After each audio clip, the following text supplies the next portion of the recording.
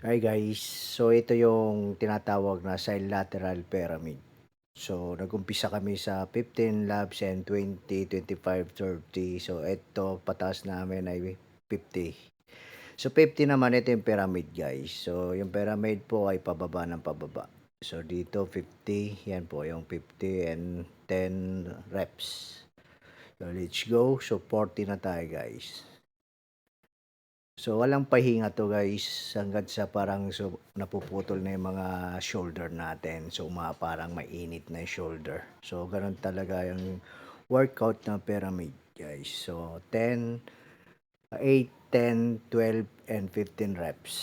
So, gano'n lang guys everyday yung shoulder natin. Pagka magwo-workout tayo ng pyramid, gano'n guys ha. Then, nandito na tayo sa 25. So, 50 and 40 and then 30 pala to guys. Yun. So, 30.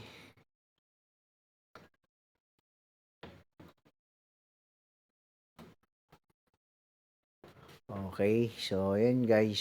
Yung 30 natin tapos na. And then tayo sa 15 labs. So, yun.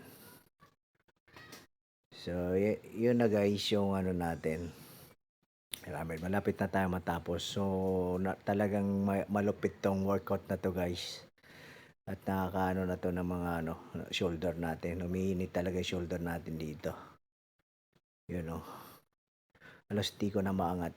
Pero okay lang yan yung nagsuswing guys. Basta nanggaling tayo sa workout na tamang reps.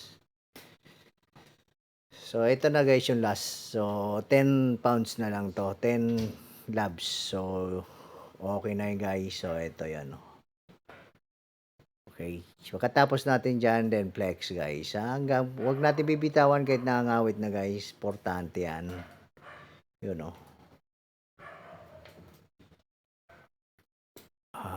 So, mahirap na talaga. Ganun talaga pag pyramid guys. So, kailangan natin lumaki. So, porsige tayo. So, ganyan ang workout ng pyramid guys ha. And then flex. Diba? Kita nyo. O, yun o. Sa mga beginners guys, gayahin natin. So, para mabilis tayo mag-improve. Yun o. Diba? Yo, buka. Yon. So, may back wing tayo guys. So, yun lang guys. Then, pagkatapos, flex tayo guys, posing. So, yun o. Kitang-kita naman. So, ganun lang.